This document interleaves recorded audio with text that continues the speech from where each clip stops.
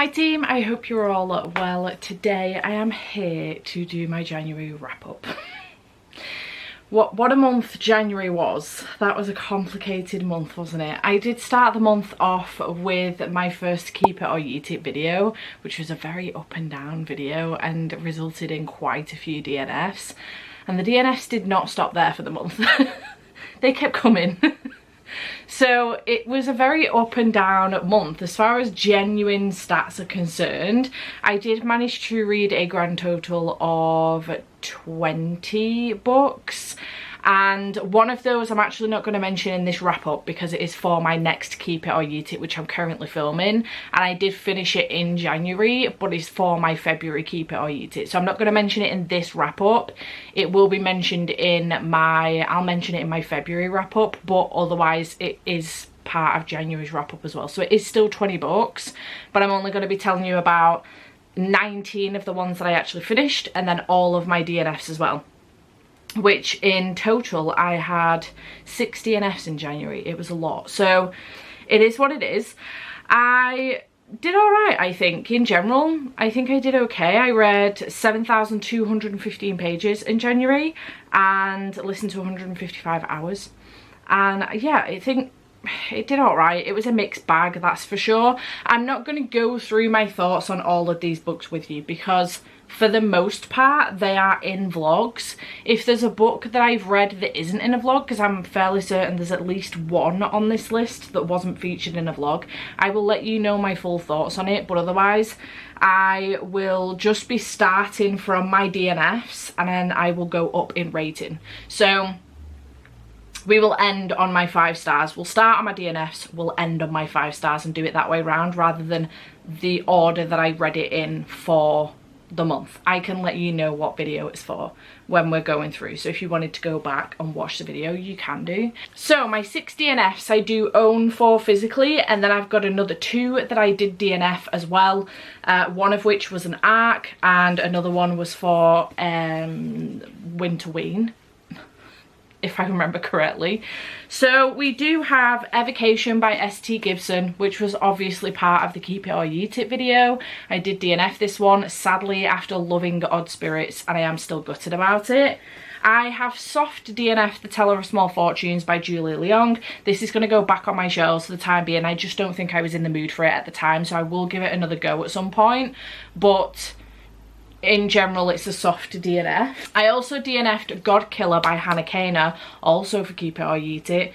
Just did not like the writing style of this one, and it was just way too slow in its narration. And I also DNF'd Nectar of the Wicked by Ella Fields. I'm actually devastated about this one. In general, I should have loved this, but I just didn't. And I even now, I can't remember the reason why, but I didn't like it. So I DNF'd that one. I also DNF'd Never Lie by Frida McFadden, which was for Winterween. I did DNF that one. I found the female main character quite insufferable and she just kept repeating herself and I was absolutely sick to death of it. So I just DNF'd that one. And I also DNF'd Witchcraft for Wayward Girls by Grady Hendrix, which was the ARC. And I'm absolutely gutted about this, I'm not going to lie, because I was really looking forward to it. But I got a good chunk into this until I suddenly realised that it was very gory in the body horror element, and I knew it was probably going to get worse as the girls started to have their babies, and I wasn't here for it. I wasn't having a good time. It was making me feel physically sick and mentally unwell. So for the sake of my own mental health and physical health, quite frankly, I decided to DNF that book. It is what it is, unfortunately. So I did make that decision, and that was my 6th DNF of the month. I did have 4 3-star reads. I own 3 of them.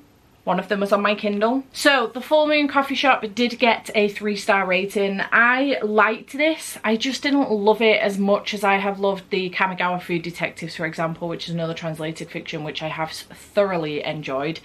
It was fine. I didn't dislike it. I just didn't love it. So I am intrigued to continue on with more translated fiction. I have been collecting more. 2 more have come in at least this month.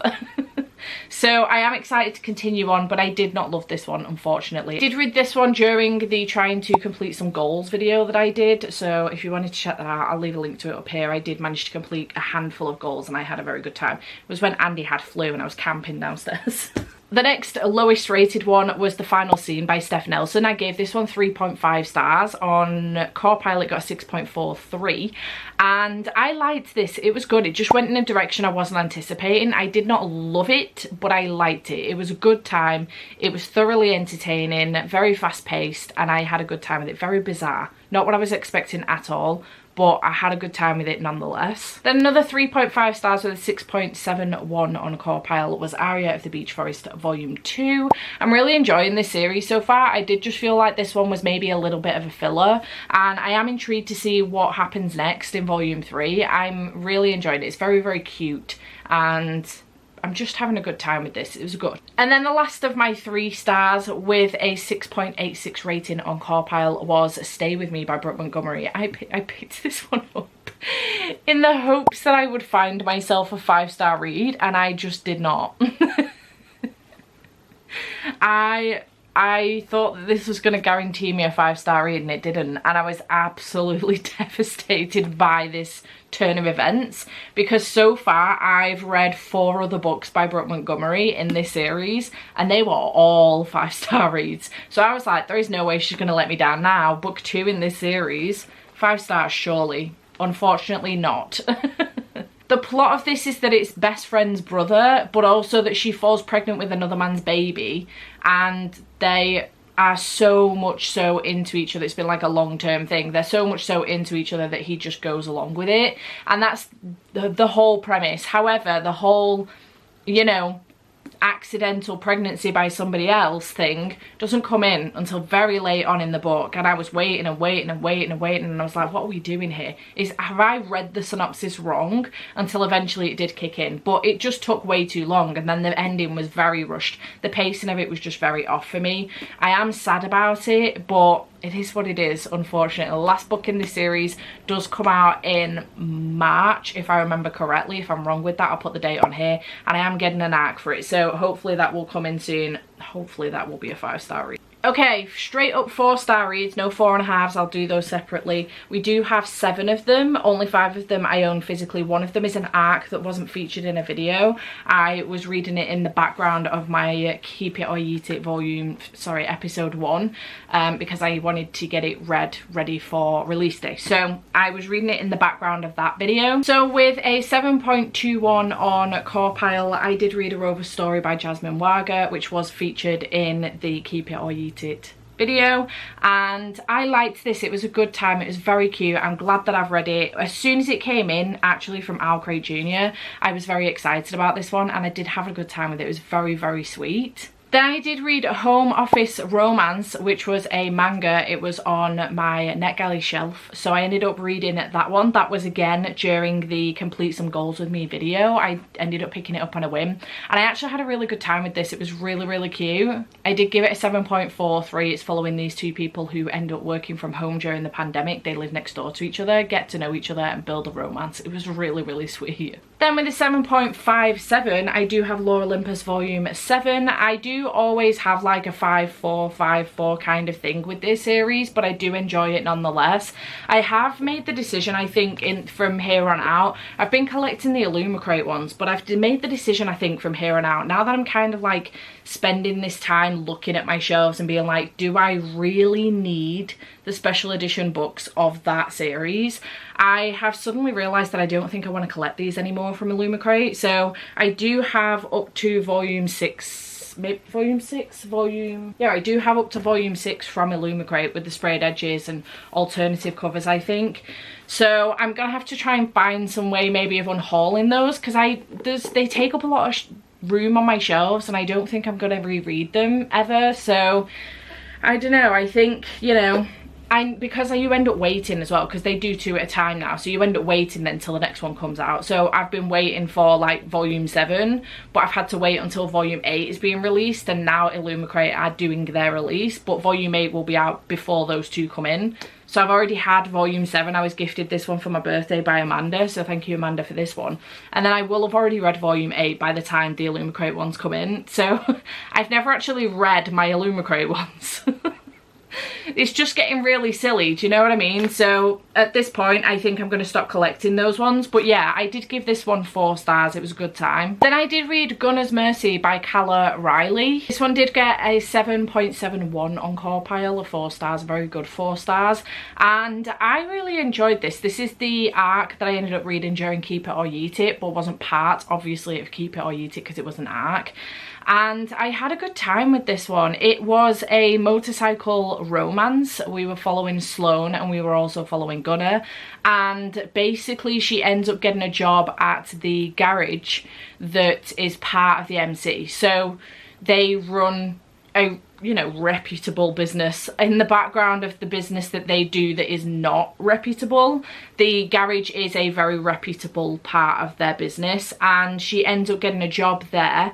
The guy that is the president of the MC, Gunner is VP, and his best friend is president, Smoke, and he ends up taking a chance on her and giving her the job because his old lady, his wife, she is also in a male-dominated industry, and he wishes that people will give her more of a chance. So he likes to do that in return, and he gives her a chance, and straight off the bat, Gunner is not happy about the situation. I think it's more so to do with the fact that she could end up landing herself in some shit if she's not careful, because obviously they do some dodgy dealings as well in the background, and he's worried about her in that sense, but also it comes off as very much so that he hates her for no goddamn reason. So you end up in this situation where they start off as like rivals. I wouldn't say enemies, but kind of like rivals a little bit. He gives her some shit, so she gives him some chewed, and it just starts off that way. And then it starts to get very dark and serious, very suspenseful very quickly,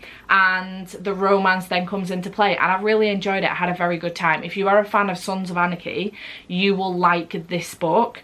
If you are a fan of Wolf by Paisley Hope, the other MC book that I read last year, I would also recommend Gunner's Mercy to you. There is also a novella prequel that is Smoke's something or other. I haven't read it yet, but I really want to because I am so intrigued by Smoke and his story as well. So I really enjoyed Gunner's Mercy. As I say, it wasn't featured in a video, unfortunately, because I was reading it in time for release day and it came in during Keep It or Yeet It, so I ended up reading it during that period of time. It wasn't a week, during that period of time. Next, for the 4-star, we do have The Shining with a 7.68 on Core Pile. I really enjoyed this. First time I've ever read this one, and I really wanted to, I was just in the mood to pick this up during Winterween, and I had a very good time with it. It was on a whim, totally on a whim. I wasn't anticipating actually reading this one, but I had a really good time with it. I do find, I haven't read a 5-star from Stephen King yet, but my favourites are Carrie and Misery. I do enjoy those for sure. I think if upon reread I would probably enjoy them a little bit more. They may even get 5 stars, but I do really enjoy those.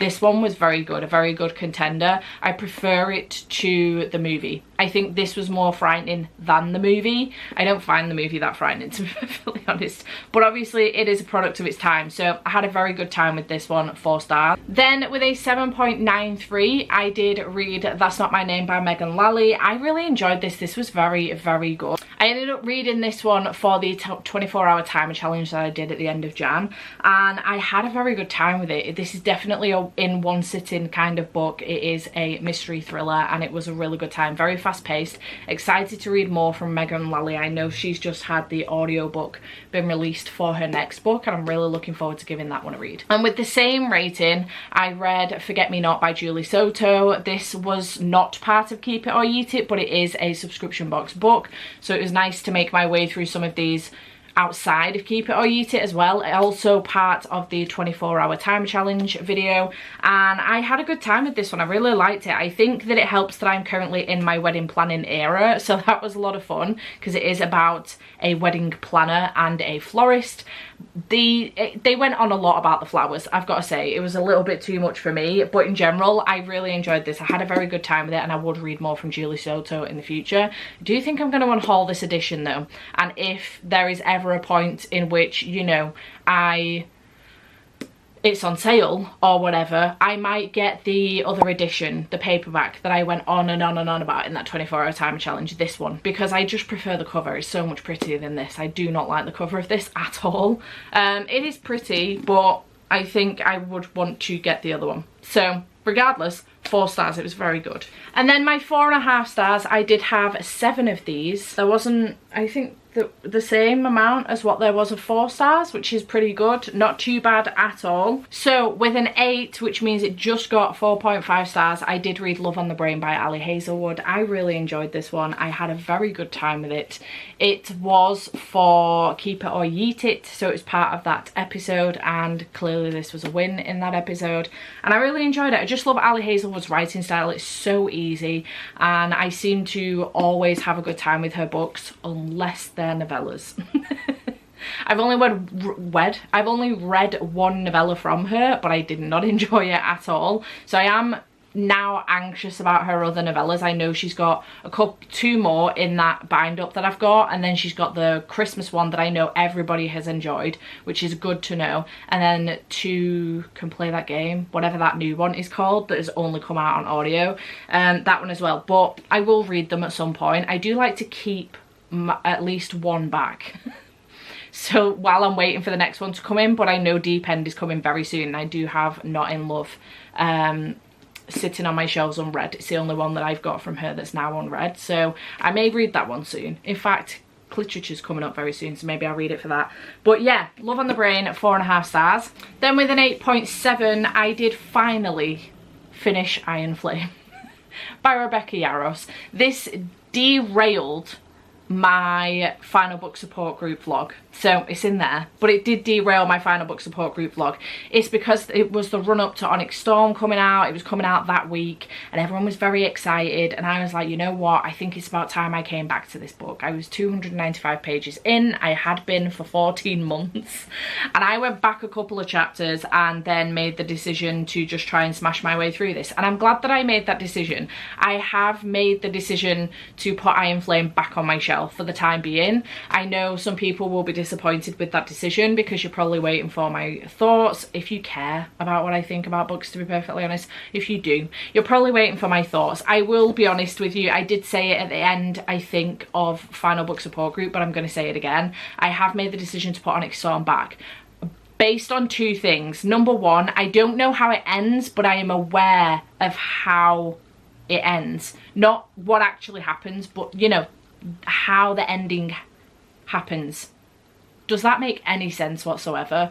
I'm aware that it ends on a horrific cliffhanger and I don't want that in my life, because reason number 2 is I have seen an interview with Rebecca Yarros basically saying that she likes to do an Empyrean book and then she likes to do a contemporary, an Empyrean book and a contemporary. Brilliant. Love that for her. Mix it up, shake your brain up a little bit. Fantastic. Love that for her. She also, so she's going to be doing a contemporary next. She's also planning on spending the summer with her kids. Rightly so, as she should. So there's Empyrean 4 isn't even going to start being written until later on this year, like very later on this year, if she even starts it this year. So I do not want that cliffhanger hanging over my head for the next 12 to 24, let's say, months. I don't want it. There is a good chance we are not going to see that book inside of 18 months, maybe. A good chance. So I don't want it. So I'm going to wait. And what I'll do is I'll pick up Onyx Storm when there's a release date for the next book. So 4.5 stars for this one. I finally finished it. I'm thrilled. I'm very proud of myself, and I finally finished it. Okay, with 8.5 we do have Fight by Sloane St. James. This is my first book by Sloane St. James, and I had a very good time with this one. This could have been a 5-star read, but there was some... I don't want to spoil anything. There was some spit play in here that knocked me a little bit sick. I'm not gonna lie. Apparently I do have my limits on smut, but it turned my stomach a little bit, my face as well. There was a moment from me, and I was like, nope.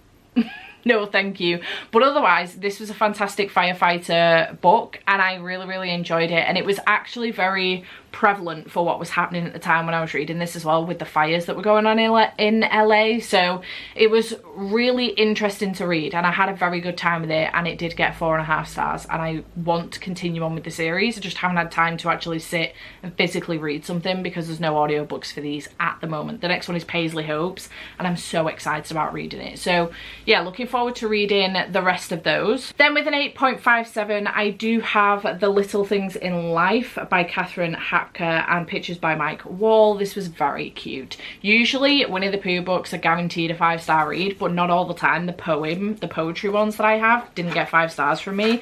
But in general, this was just a very quick, simple reflections. You would maybe get like a quote from Winnie the Pooh that has been used previously by A.A. Milne, and then you would get a little thing. So this one was like, hello new day, it's lovely to meet you. Every new morning is a gift. They were just little reflections on life, essentially. And it was cute. But, you know, I had a good time with it. 4.5 stars. Thank you to Cece for sending me this one. It is going to go with my Winnie the Pooh collection right at the top of the shelf. Then with an 8.79, I did read Undoctored by Adam Kay, which was my non-fiction for the month. Again, in that goals video, along with the Winnie the Pooh book, also in that goals video. Both of these were for the non-fiction prompt, but I felt like this was taking the piss a little bit too much. So I ended up picking this one up on a whim, and I had a very good time with it. I do enjoy Adam Kay's books, and I do feel like this is part of like a series. Starting off with This Is Going to Her and 'Twas the Night Shift Before Christmas, and then this is the third in the series. They're always a good time. Very interesting, sometimes devastating, sometimes hilarious, and I just find them very, very interesting. This one did go on about Adam's life outside of being a doctor a little bit more than the previous two did, whereas they're like anecdotes from him actually being a doctor and his time as a doctor. This one was more about his life after being a doctor and making the decision to no longer continue on in that profession. So I didn't enjoy it as much as the other two, but I still liked it, and I thought it was a good time. And Adam Kay's narration is always a good time as well. I do enjoy the audiobooks from him. 8.86, we have True Crime Story by Joseph Knox. This was so close to being a 5-star. For about 60% of this book it was a 5-star read, and it's done in such a way that it is basically following a crime of a girl going missing in Manchester. So it's close to me, it's in my home city, and it's about a missing girl in Manchester as she goes missing from uni, and her twin sister, you know, you get information from her, you get information from her friends, you get information from her boyfriend, and it was really good. And it was, for 60% of it, I was convinced that this was real, convinced that this was actually a true story, a little bit like The 7 Husbands of Evelyn Hugo and Daisy Jones and the Six from Taylor Jenkins Reid. I love both of those books, and right until the last page, even after, I was convinced Daisy Jones and the Six was a real band and Evelyn Hugo was a real actress. I was Googling that shit. I knew it wasn't real, but I didn't, if you know what I mean. However, about the 60, 65, 70% mark through this, it started to get a little bit wild, and I started to have to suspend my disbelief a little bit, in which it pulled me out of the this is a real true crime situation, which did knock off, you know, a little bit for me. Essentially it got a, you could say it got a 4.75. I am now on Storygraph as well as Goodreads, so on Storygraph it got a 4.75. On Goodreads I gave it the 4-star rating but put 4.5 in my, I should change that to a 7.5 maybe in my review. Regardless, it was very, very good, but I did get pulled out of that, you know, this is a true crime thing, which did knock a little bit off for me, unfortunately. But it was incredibly well done. Loved the audiobook, it was very well done. And then with an 8.93, my last 4.5 star before we get to my 5 was Bat Eater by Kylie Lee Baker. This was incredible. This came in from Evernight during January and I ended up picking it up straight away. I really enjoyed this. It was during the 24-hour timer challenge. I had such a good time with it. I think the writing style was incredible. I think the horror and the eeriness and the atmosphere was so good. This is like my first COVID-19 book since the pandemic, and although it does include COVID-19, I think it's got a lot more to it with the racism and systemic issues that are going on within this book regarding COVID-19 and the racism against Asian people as a whole as well. And it was just absolutely fascinating. I loved the writing style in this. I would definitely pick up more from Kylie Lee Baker in the future, and I'm intrigued to see what she comes out with next, because this was fantastic. And I did give it a very high 4-star rating.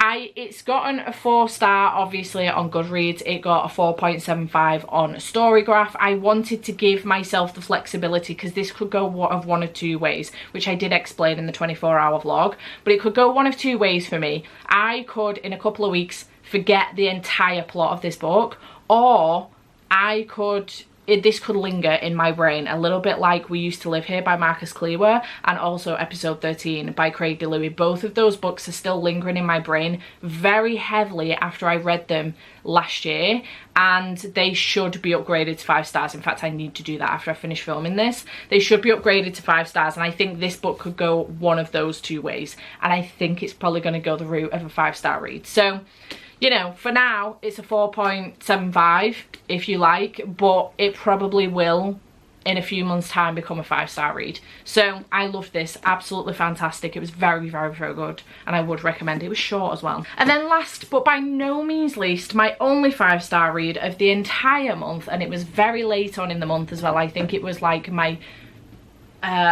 maybe the 3rd or 4th book before the end of the month, and it was Better Than the Movies by Lynn Painter. I picked this up on a whim during the 24-hour time challenge. I ummed and ahed between this and like 2 other romances, and I have hesitated about picking this up because it's YA.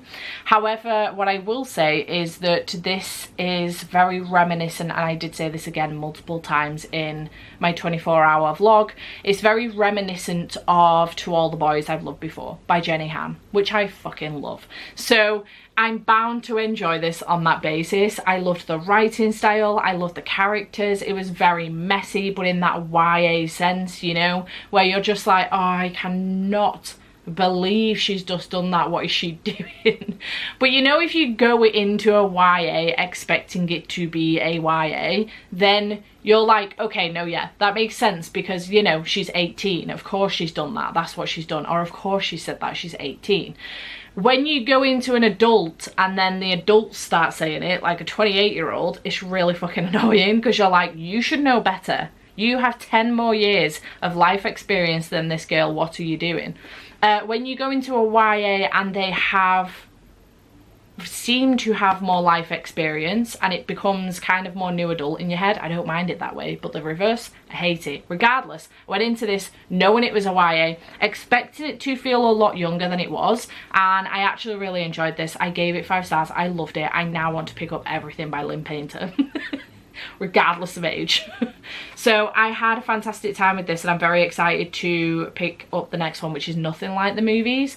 And I think is it the Do-Over that's set at Valentine's?